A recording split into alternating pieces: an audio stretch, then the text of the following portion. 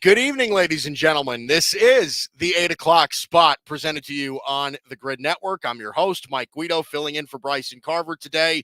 It is great to have you here with us. We have two fantastic panelists.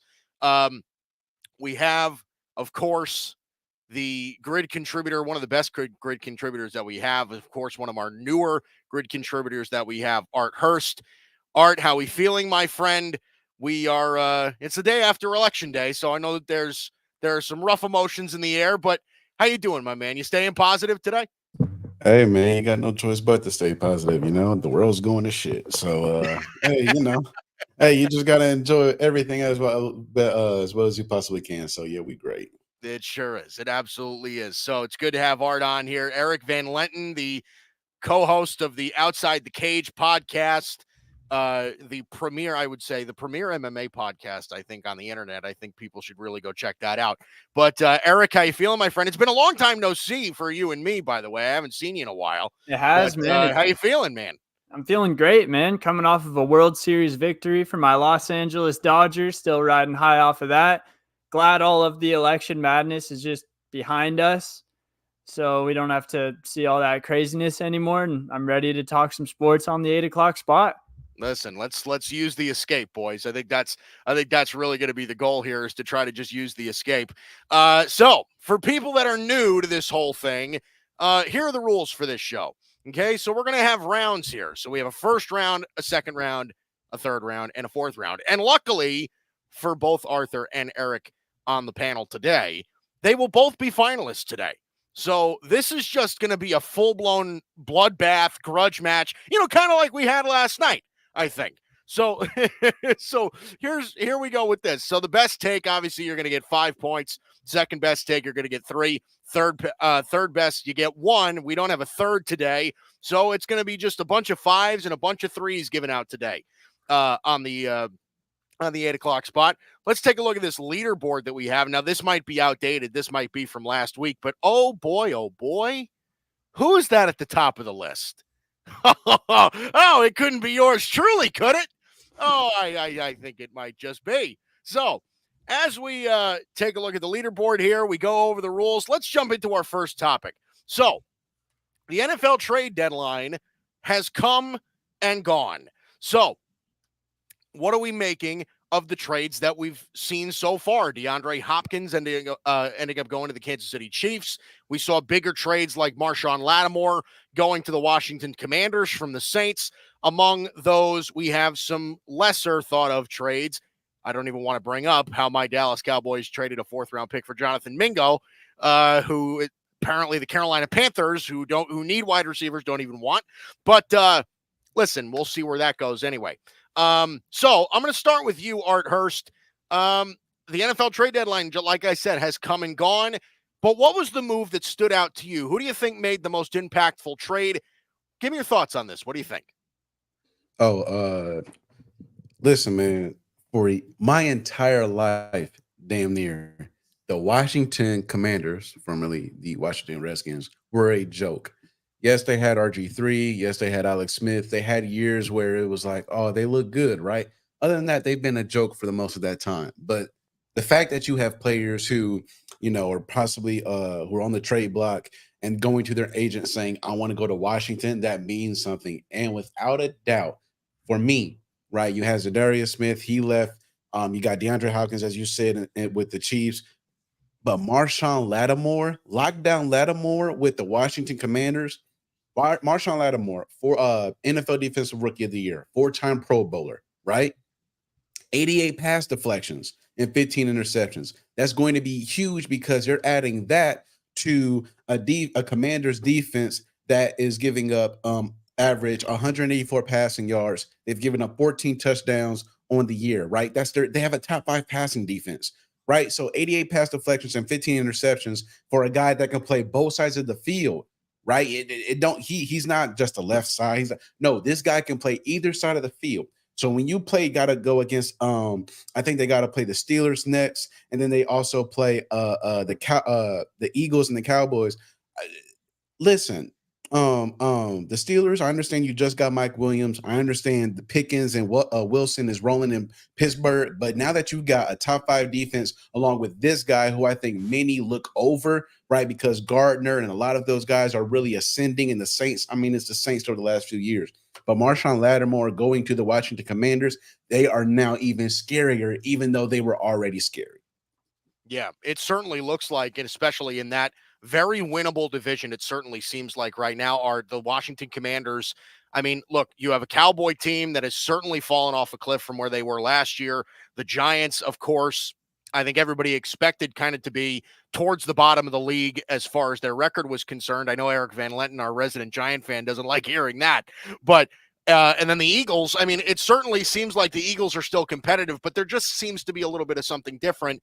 And Jaden Daniels playing great football right now. Marshawn Lattimore looks like it could be a fantastic addition to that football team. Eric, let's toss it over to you. Same deal. What do you think this trade deadline? What did you make of what was the biggest move that you saw? What was the thing that you see that was going to make the biggest impact for the NFL trade deadline? Yeah, so to be honest, I think a lot of the top teams and contenders in the league this year made good moves that made sense for their teams and did what they needed to do. But I mean, the Lattimore one, that was really good. But the one that stood out to me the most was Zadarius Smith to the Detroit Lions, mainly because they lost their edge rusher in Aiden Hutchinson. They got him for a 5th and a 6th rounder, I believe, from Cleveland. I mean, Zadarius Smith, he's a good player. He is 32, so he's on the tail end of his prime, but he still has 5 sacks this year. So that is plenty serviceable. It fills that edge rusher need for the Lions. And when you take a step back and you look at the NFC, it's the Lions to lose right now. I can't remember the last time that a conference looked this open for one team as the NFC does right now for the Detroit Lions. So I think once they lost Hutchinson to that gruesome injury, they knew they had to make a move, get another guy on the edge. They went out, got Smith. This will be his 3rd team in the NFC North, so he's familiar with the division. It's going to be key during those big games down the stretch because that's looking like the best division in football. So, yeah, I really like that move for the Lions. Yeah, it certainly looks like, I mean, the Detroit Lions seem to be, and I think most people's perennial favorite for the NFC. I think that's going to be a big question going for them going forward. And one of the things that they were really looking at was how are we going to replace the presence of Aiden Hutchinson? Zadarius Smith, certainly in his later years, but definitely has something left in the tank to get a little bit of production out of him as well. So Art Hurst, I'm going to give you the 5 here. Eric Van Lenten gets the 3. We're still rolling here, boys. This is obviously far from over. We move to our second topic for the evening. Anthony Richardson, right now, just a week removed from being benched for the veteran Joe Flacco. Listen, it's been a very interesting year for Anthony Richardson, right? I think everybody kind of sees the upside, but in 6 games this year, completing 44% of his throws, 4 touchdowns, 7 interceptions on the season. We haven't seen numbers that bad since Tim Tebow. I mean, it's really kind of been a rough start here to Anthony Richardson for his career. Like I said, I think everybody kind of sees the upside, but what do you think right here? Eric, let's start with you. Anthony Richardson, I think everybody knew that they were going to be taking on a project when the Colts drafted him, but do you think right now, the Colts made the right move? They just lost on Sunday Night Football with Joe Flacco under center. Do you think that the Colts made the right move in benching Anthony Richardson, at least for the time being? I mean, I do think absolutely Joe Flacco is a very elite quarterback. That's just a joke, just a reference. Trump said it back in the day. He's 39 years old at this point, and the Colts just aren't very good. Joe Flacco, he does give you a better chance to win right now than Anthony Richardson does. I just don't really think it's worth it in the grand scheme of things because best case scenario with Joe Flacco, maybe you make the wild card and lose. That's what I would say is the ceiling with Joe Flacco. And with Anthony Richardson, you're not going to make the playoffs. Yeah, they were only 1 game behind Houston, I believe, before that Sunday Night Football game. So I kind of get why they did it. But at the same time, I mean, I think you're better off letting Anthony Richardson get that experience that he needs. That's one of the knocks on him, is that he just doesn't have enough games played yet. And in football, when you look at his college and high school career, he just hasn't played a lot of football games compared to most NFL quarterbacks. So may as well let Anthony Richardson play some more football games, develop a little bit, maybe get a better draft pick while you're at it, and set yourself up for the future better. Yeah, that seems to be where I kind of lie on this issue as well, is where look, we all knew the traits that Anthony Richardson had coming out of Florida, where, like, listen, he had a very wild arm. It was a big arm, but it was a wild arm. He wasn't crazy accurate, but there were times where he just looked like he was the most electric player on the football field at any given time. So, Art, let me toss it over to you, kind of piggybacking off of that. Do you think the Colts made the right decision by benching Anthony Richardson at the moment? Now, they're saying they're not really giving up on him, but again, we kind of know how these things go in certain scenarios. Do you think the Colts made the right decision by benching Anthony Richardson for Joe Flacco? This is what happens when the greatest quarterback of all time, Tom Brady, said earlier this year that the NFL is not about development anymore. This is what happens when you have the what's the word that I'm looking for? The unicorns, right? In Joe Burrow, CJ Stroud, and we're seeing it this year with Jaden Daniels.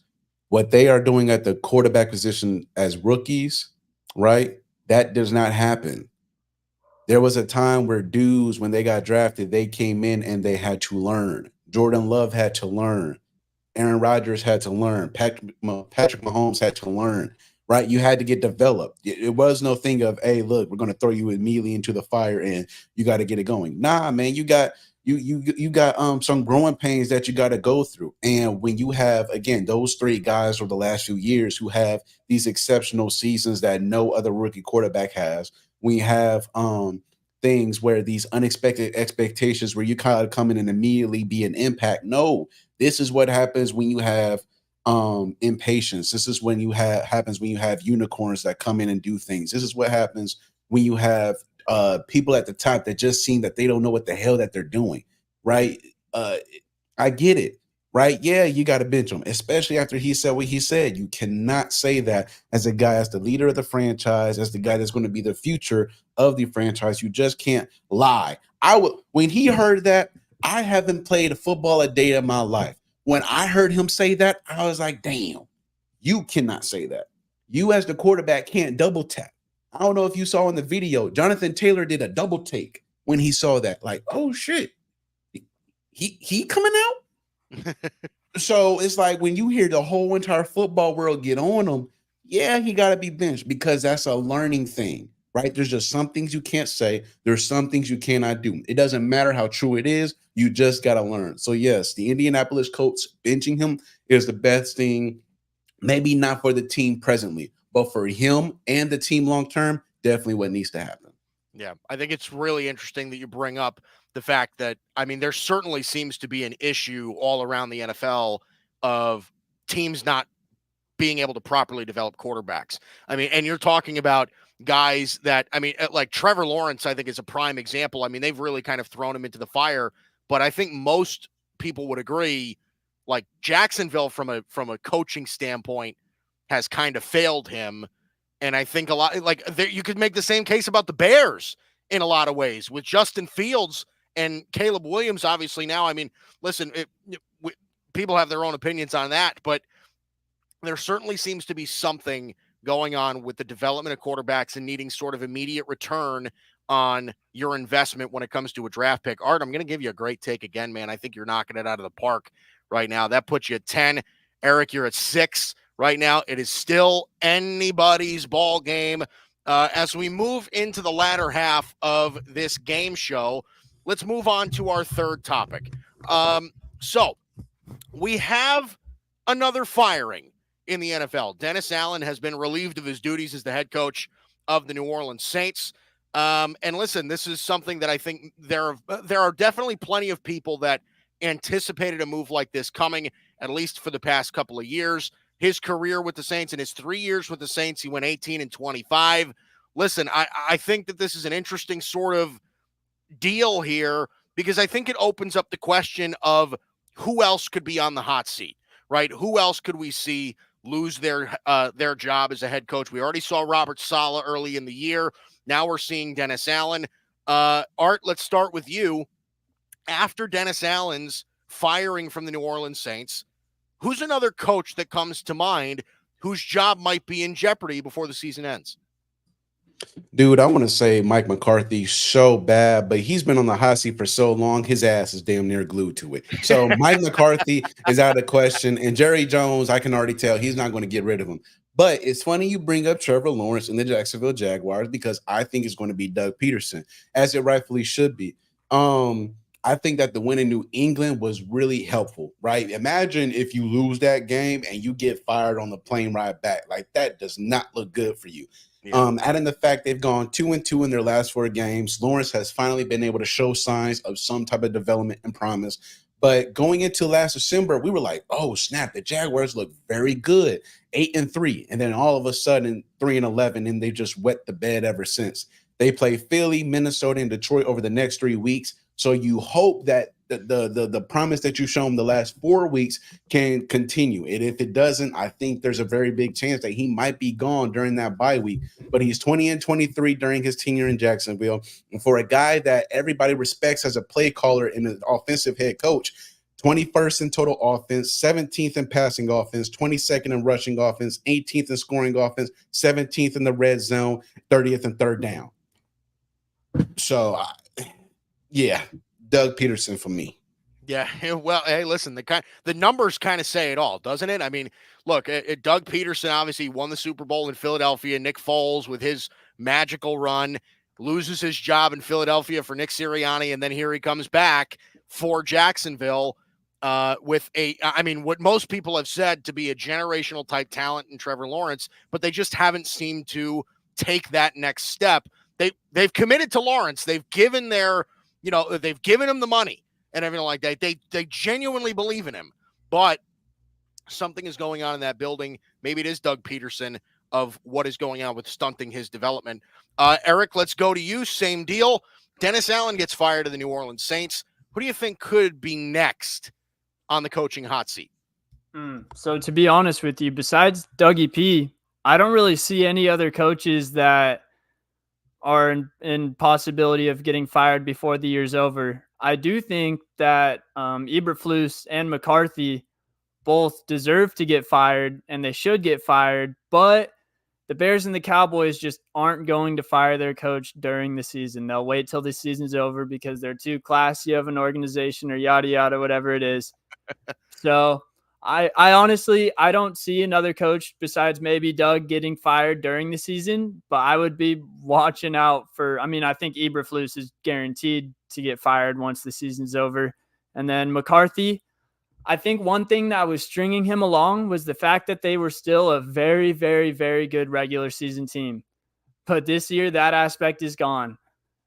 They've got nothing this year. He's got nothing to show. So if it's not this year, I don't know. He might just be stuck on the hot seat forever. Like Art said, he might be glued to that shit. So I don't know. And another name that I think the match might start to flick under his seat is Kyle Shanahan.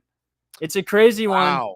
He is one of the best coaches he's a top coach in the league, but when does it get to the point where the Niners, they've gotten so close so often and they just can't get it done? It's just something is holding them back from winning the Super Bowl, whatever it may be, kind of like the Bills in the 90s. I wasn't around for that, but it seems like it probably had a similar feel to what these Niners do right now. Does it get to a point where the Niners say, I don't know, maybe we try to go get a Bill Belichick or something like that? And another question, how many teams right now wouldn't fire their coach for Bill Belichick? You don't have to answer. It's just kind of something to ponder. I know he's on the older side and he's burned a lot of bridges, but I think there's still a lot of teams out there that would go get him as a head coach. Yeah. Well, hey, listen, this show, we are meant to entertain our viewers, and we're meant to and we're meant to make our viewers think. I guarantee you that there is nobody on planet Earth other than Eric Van Lenten saying that it's possible that San Francisco could fire their coach. But again, it kind of makes sense of if is there a world that we could live in where San Francisco views this kind of like how the Golden State Warriors did with Mark Jackson, being like, listen, we know you're great. We know that you transformed this team, but you're not the guy to get us over the hump. Now, again, if it were me, I'm sticking with Kyle. But is it possible that we live in a world where that could be the case? I think we've seen crazier. So I think it's something that you bring up. I am unfortunately on board with both of you.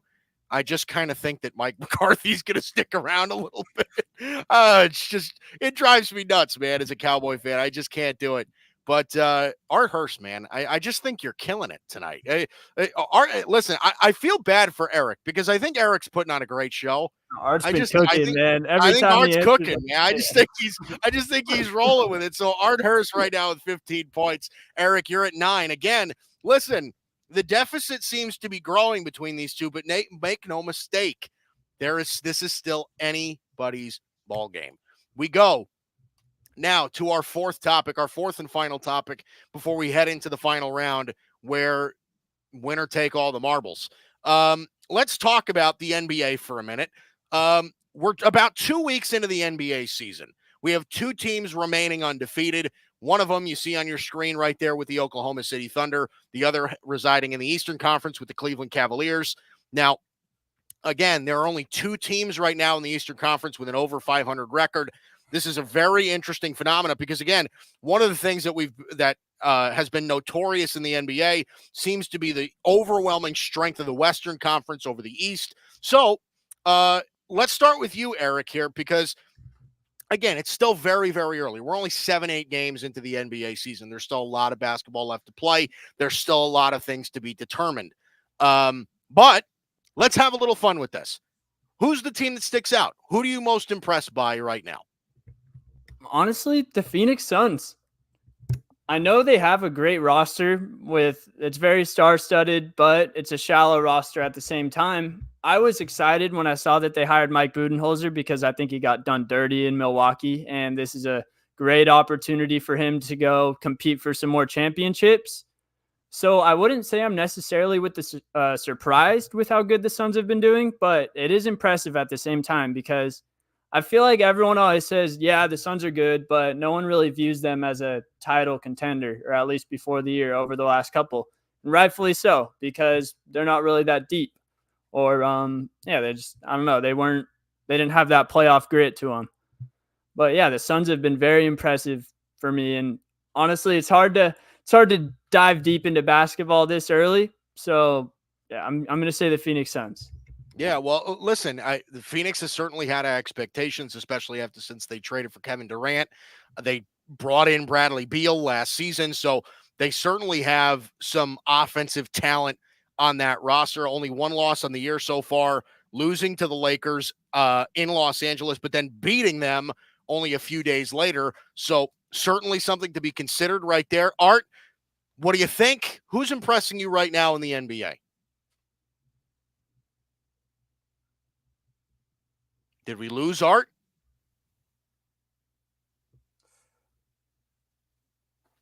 You're doing me a favor. Yeah, he's giving you a chance to catch up here. I know. But it looks like Art's having a little bit of technical difficulties, at least on our end. So we'll see if we can get that fixed. But yeah, listen, I think you bring up a good point about the Phoenix Suns, Eric, because if you really think about it, this is just, there were people talking about it in the offseason about how Phoenix needs to entertain trading Kevin Durant. Blow it up. You know what I mean? So it'll be interesting to see how they kind of handle that situation. Can you hear me? Yes, we can. We're back. Finally. Yes, we can. All right. So slow internet, hate it. All right. Art, I got you. Let me pose the question to you again, just so that we can get a hard reset here. So, again, it's still very, very early. We're only 2 weeks into the NBA year, right? But who sticks out? Who's impressed you the most so far early in this NBA season? I definitely understand Eric going with the Phoenix Suns. I'm not going to lie. That one got me. That's a good one because they even got me as well. But, dog, have you seen the Cleveland Cavaliers play? You know how to get to my heart. Yeah. Yo, bruh, hold on a second. First off, okay, like happy for Boston. Revenge tour is looking like that's a real thing right now. Happy for Yep. OKC. They were number one last year and they're balling right now. Shea is really leading that group. But good God Almighty, how in the world are you the Cleveland Cavaliers and you are second in the NBA in scoring points per game, but you don't have a top 20 scorer? Figure it Darius out. Garland is not Darius Garland. Donovan Mitchell was number 23, averaging 23 and a half. Like, dude, Yeah. you got your second in points, your eighth in points allowed, and first in field goal percentage, right? Your fourth in points differential. They're beating teams by, I think the deficit is like 12 points damn near, something like that. And individually, again, I already talked about Mitchell, 23rd in scoring. Jared Allen is ninth in rebounds per game. Evan Mobley is right now tied for seventh in blocks per game. Darius Garland is 16th in assists. But the way this team plays is reassuring if you're a Cavaliers fan. And dog, like I watched that game against the Lakers, and the times that LeBron and the Lakers have been back in Cleveland ever since Donovan Mitchell has been there, especially the last two, he's taken that very personally, and he's made sure he comes out in that first quarter on fire. He had 15 points for them in that first quarter, and I think he went like 3 of 5 from 3. Very efficient first quarter. The Cavaliers, I don't know what they were doing this offseason. The best thing about that is that everybody is healthy, right? And they were real competitive last year. But the fact that they are 8-0 right now and dominating in the fashion that they are doing, yeah, Cleveland Cavaliers are right now on top, in my opinion. Yeah, well, listen, Art, you know how to get to my heart here. I'm a diehard Cleveland Cavalier fan. I see Always that picture have right been. behind you. You see the crying LeBron right here, right? It's where it is.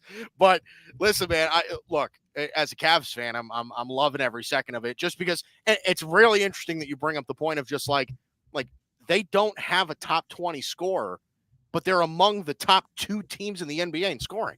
Like they are finding a way to get everybody involved. And I think it goes to the depth that the Cavs have, right? It's another step in development. Evan Mobley looks like he's really coming along as a player. Darius Garland starting to hit shots a little bit more efficiently.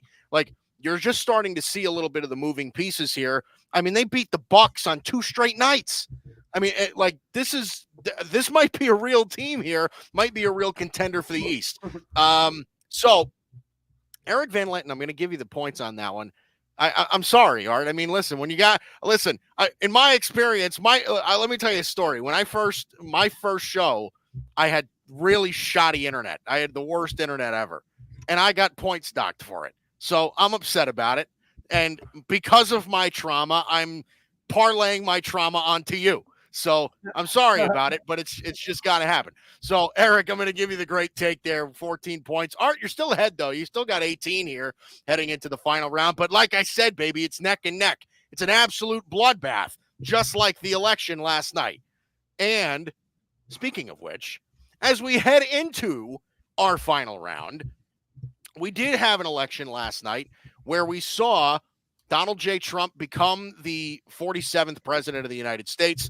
And listen, it's left the world in a little bit of a shock, I think, in some ways. And listen, I think there are some people rejoicing, and I think that there's also some people bowing their head in disappointment. But that's not what we're here to talk about today. Let's have a little bit of fun about this. So there are certainly certain athletes that people look up to.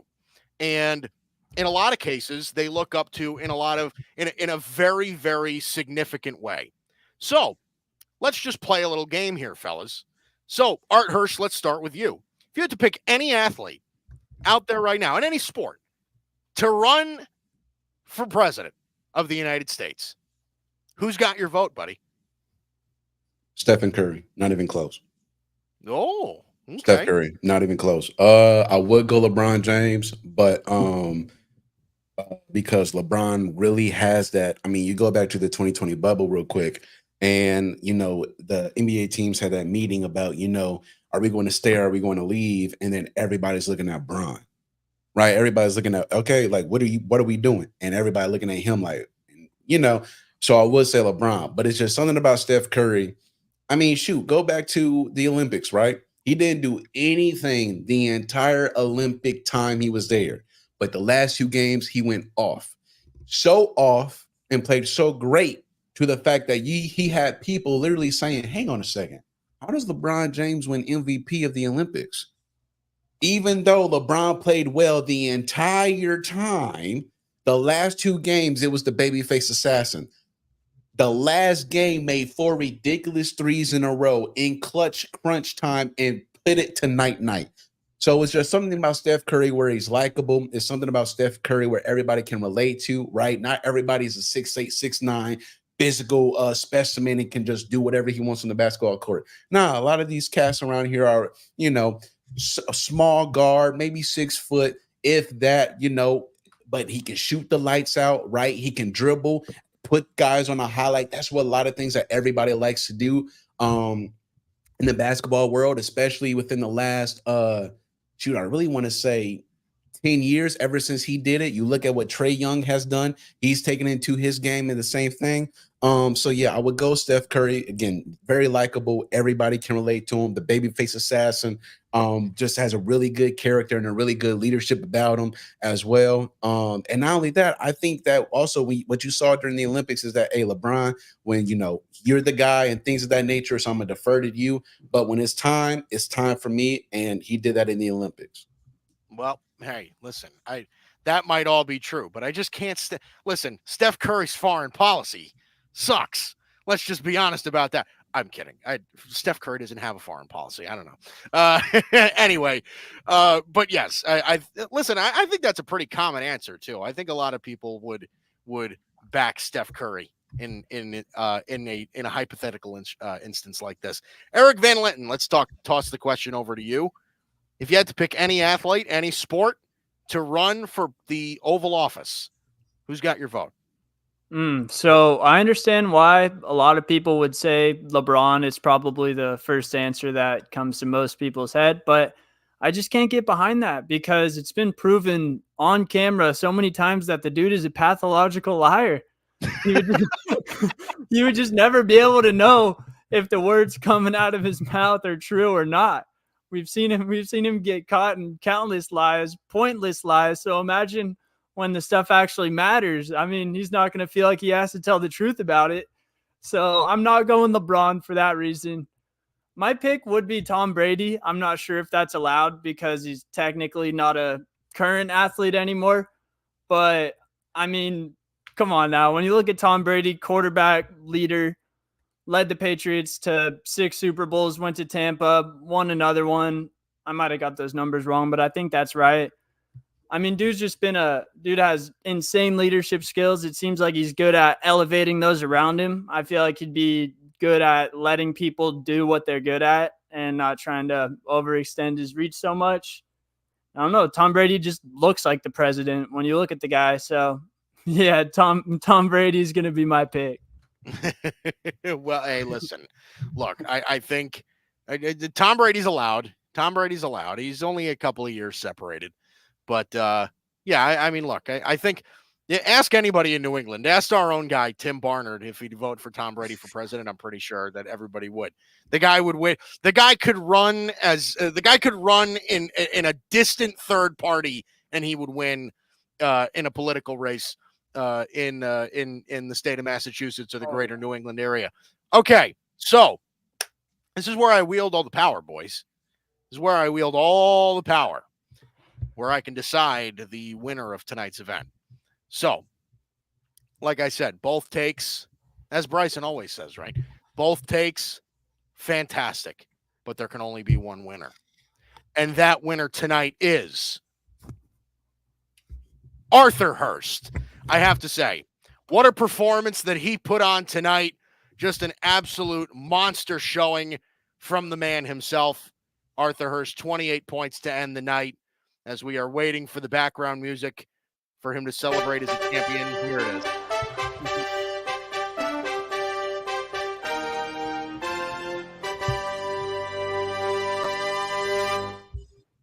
Art, you're the winner of tonight's show. Again, it's a pleasure to give you the points myself because I always thought that Bryson was a fake objective guy, just the way that he is.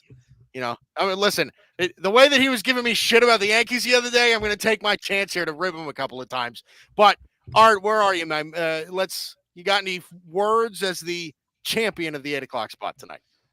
Hey man, this is the second win of the season. I'm having fun. I'm really having fun doing this, really being able to grow and really be able to put points together. You know what I'm saying? The research aspect has been very fun. I love doing it. I love going against you guys and stuff.